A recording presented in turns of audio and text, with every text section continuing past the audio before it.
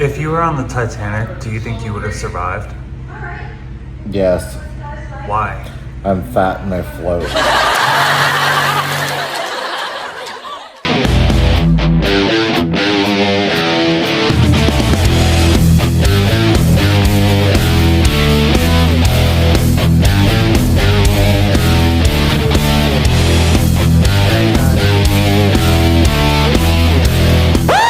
Welcome to Travel+Mystery, and I am your host, Justin Adair. I am the rhythm. This is my dance floor. Welcome to the channel. On today's episode, we're going to talk about the only thing in history that successfully ghosted a luxury liner. Don't worry, this video will not be 3 hours long. I am no James Cameron. In the millennial music scene, Adam Lambert and Madonna released new albums this month. I haven't listened to them because I'm already too gay to function. In other news, Donald Trump is trying to convince people that the 2020 elections was messed with. Nothing ever seems to be Donald's fault. He was in charge at the time of the 2020 elections. If anyone messed with or screwed up, it would have been when he was president.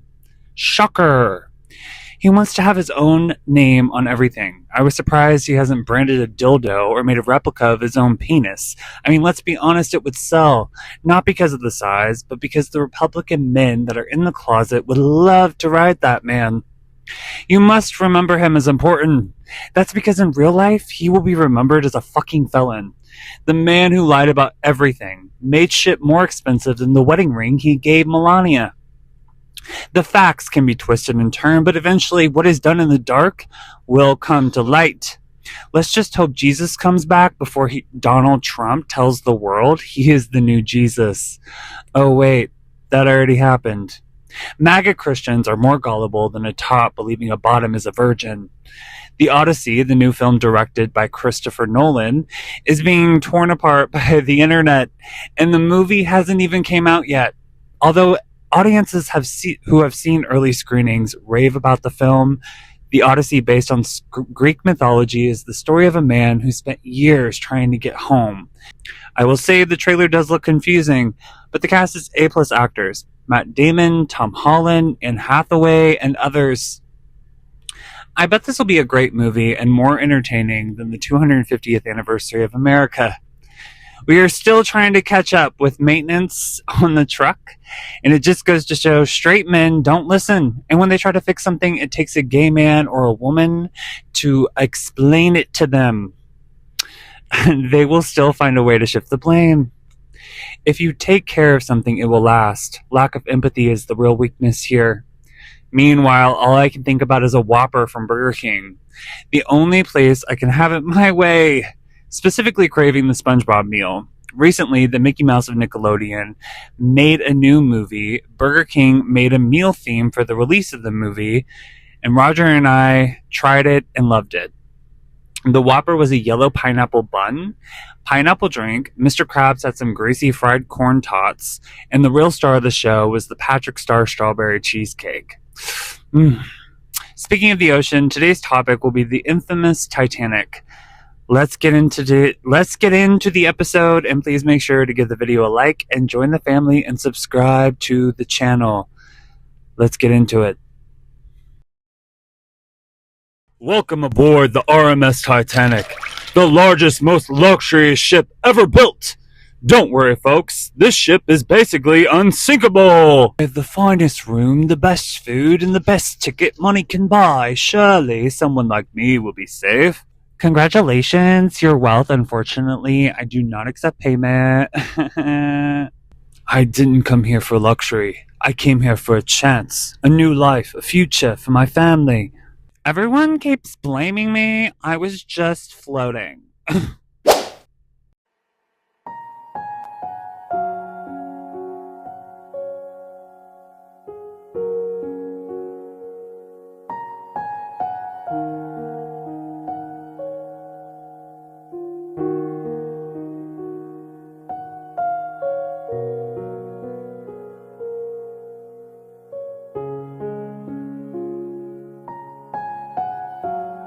The Titanic isn't just a story about a ship, an iceberg, or a tragic night in history.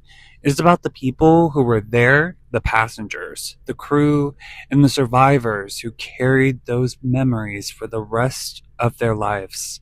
The Hulu docuseries Titanic: The Ship is Sinking takes a closer look at the disaster by bringing the human side of the story back into focus. Instead of only seeing Titanic as a famous wreck at the bottom of the ocean, the series reminds us that every name on that passenger list belonged to a real person with a family, dreams, fears, and a story through survivor accounts, historical details, and dramatic recreations. The series shows the chaos of that night, the confusion, the impossible choices, and the courage of those who fought to survive. Because behind the legend of the Titanic was something much more powerful, a collection of human stories frozen in time. Before Titanic became a symbol of tragedy, it was a symbol of human ambition. The ship was created by the shipbuilding company Harland and Wolff and designed as part of the Olympic-class ocean liners for White Star Line. The goal was to build one of the largest, most luxurious ships in the world, a ship that represented the height of modern engineering in 1912. The man responsible for Titanic's design was Thomas Andrews, the managing director of Harland and Wolff's design department. Andrew personally traveled on Titanic's maiden voyage to inspect the ship and make sure everything was operating properly. Commanding the ship was Edward Smith, a highly experienced captain known as the Millionaire's Captain. Because of his long career with White Star Line, Titanic was expected to be his final voyage before retirement. But history remembers Titanic not because of the dream behind it, but because of the night when that dream collided with reality. The sinking of the Titanic was not caused by just one mistake, but by a chain of decisions, circumstances, and failures that came together one tragic night. Before the collision, Titanic's wireless operators received several iceberg warnings from other ships traveling through the North Atlantic. Some of those messages warned of heavy ice in the area. However, because of the way messages were prioritized and the pressure to keep communication flowing from passengers, not every warning received the attention it deserved. And on the night of April 14th, Titanic entered an area known to have ice. The sea was unusually calm, making it harder to spot waves, breaking against icebergs.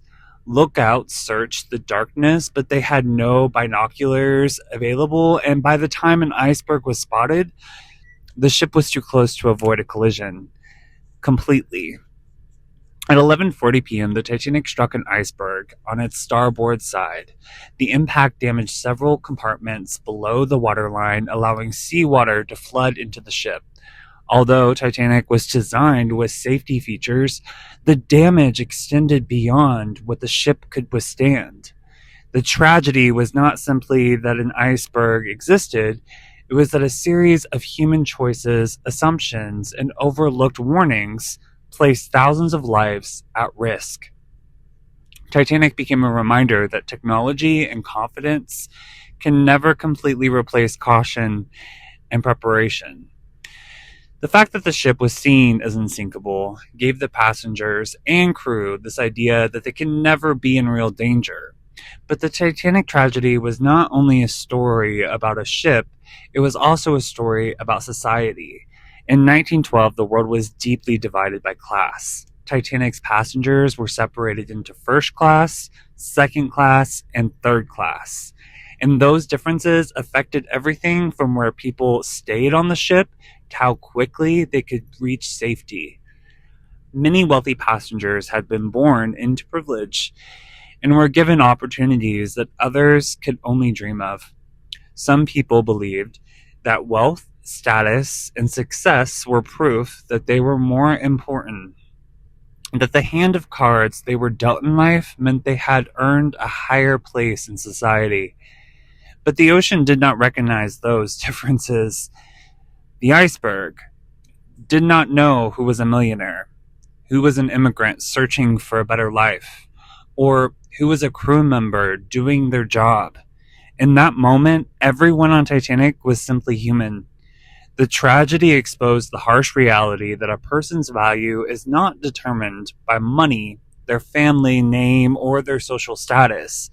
More than 1,500 lives were lost that night, each one belonging to someone with a story, someone loved, someone who mattered. There wasn't enough lifeboats to save everyone. If you were third class, you were most likely not going to get a seat to safety, especially if you were a man. Imagine hearing the screams of human life trying to survive. The sounds stay with you, haunt you even. One of the most debated parts of the Titanic disaster is what happened after the lifeboats were lowered into the water. Titanic carried only 20 lifeboats, enough for about half the people on board. At the time, this was considered acceptable because safety regulations were based on a ship's weight rather than the total of number of passengers. Many people believed Titanic was so advanced that a major disaster was unlikely. But when the ship began sinking, another tragedy unfolded. Several lifeboats left the ship with empty seats. The most famous example was Lifeboat Number 1, which was designed to hold 40 people but left with only 12. And other boats also carried fewer people than they could have. Why didn't they go back? Many survivors later said they feared that returning to the wreck would cause panic. They worried that hundreds of desperate people in the freezing water could overwhelm the small boats, causing everyone to drown. In the darkness, many passengers and crew members also did not realize how many people were actually in the water, or how quickly Titanic had disappeared. Lifeboat number 6 and lifeboat number 8, among others, faced criticism for not immediately returning. Some survivors said they wanted to go back, while others argued that the risk was too great. The debate became one of the most painful questions left behind by the disaster. The Titanic tragedy was filled with moments of courage, sacrifice, fear, and uncertainty. In those final hours, people were forced to make impossible decisions. Decisions that would be judged for more than a century afterward. Among the greatest tragedies of Titanic were the stories of the third-class passengers. People whose dreams were often just beginning.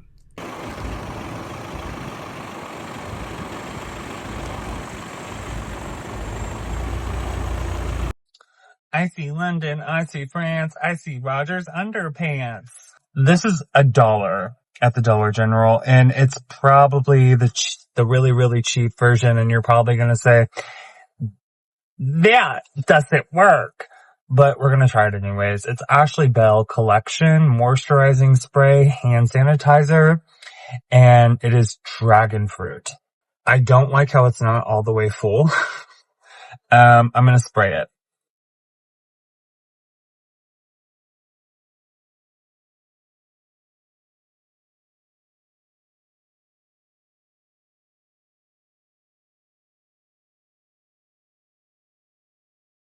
Okay, I will say it smells fantastic. But you gotta get a lot of sprays in there to get your hands wet.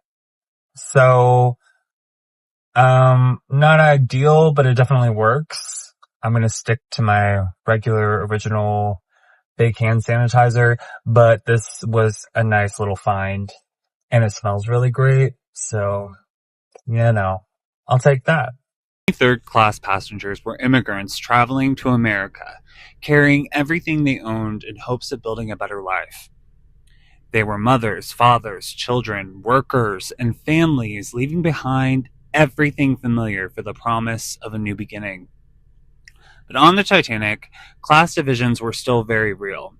Third-class passengers lived in different areas of the ship and faced more obstacles reaching the upper decks. When the ship began to sink, language barriers, confusions, locked gates, and a lack of information made an already terrifying situation even more difficult for many. For those who survived, the grief was unimaginable. Some lost entire families, some arrived in a new country with no loved ones waiting for them. They carried not only the trauma of surviving a disaster, but the pain of knowing that people they loved never made it off the ship. The Titanic disaster reminds us that history is not just about famous names or wealthy passengers. The people in third class were not numbers on a passenger list. They were individuals with hopes, fears, memories, and dreams. The tragedy of Titanic was not only that a great ship was lost, it was that thousands of human stories were changed forever in a single night. The experience of first class passengers on Titanic was very different. They had access to some of the ship's best accommodations, but they also benefited from a social system that gave them advantages during the disaster. Many first class passengers were closer to the boat deck and had greater access to information about what was happening. They were more likely to be familiar with the layout of the ship, and in many cases, their social status gave them a stronger voice during the evacuation. But the story of first class is not simply one of selfishness. There were acts of incredible courage. Some wealthy passengers gave up their places in lifeboats, helped others escape, and faced the disaster with bravery. Others struggled with the same fear and uncertainty as everyone else. At the same time, Titanic revealed the mindset of an era where wealth and status often influenced how people were treated, and some passengers believed their position in society gave them greater chance of survival. The privileges they had in life followed them even into a moment where everyone was facing the same danger.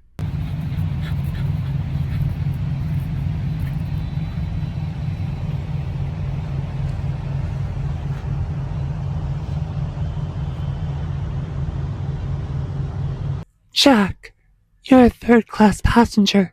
I'm first class.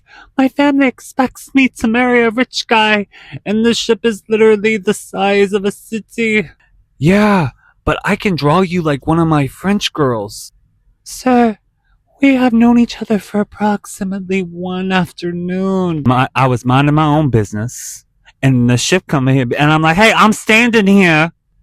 Escape the water, avoid becoming the biggest debate on the internet for decades. They're going to argue about this forever. Forever? More than 80 years after Titanic sank, a new generation was introduced to the tragedy through the eyes of two fictional characters, Jack Dawson and Rose DeWitt. Director James Cameron created Jack and Rose as fictional passengers who represented two very different worlds. Rose was a young woman trapped by the expectations of wealth and society, while Jack was a free-spirited artist traveling in third class. The relationship became a way for audiences to experience the class divide, the romance, and the human tragedy of the Titanic through a personal story. While Jack and Rose were not real people, Cameron surrounded their story with real historical events, locations, and real passengers from the disaster. Their fictional journey allowed viewers to connect emotionally with thousands of people whose lives were changed that night. One of the most debated moments in the film is Jack's death. For years, fans have argued about whether Jack could have survived by sharing that floating door with Rose. But James Cameron has explained that Jack had to die because the story was about sacrifice and love, not just survival. Jack's final choice was to give Rose a chance to live. His death represented the thousands of people who made sacrifices that night, people who gave up their own chance of survival so someone else could live. The ending is heartbreaking because Titanic was never only a love story. It was a story about loss, memory, and the people who carried on after tragedy.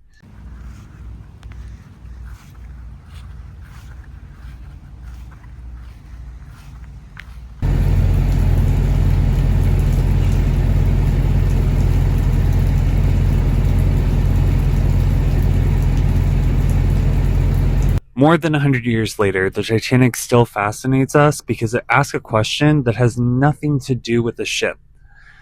When everything is taken away, what kind of person do we choose to be? Everyone keeps asking why I hit the ship.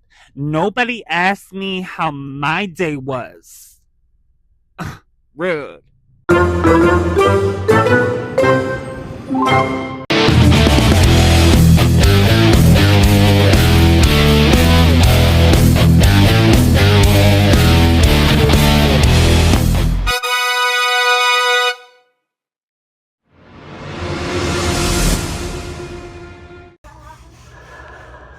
Oh, you know who loves Raisin Bran?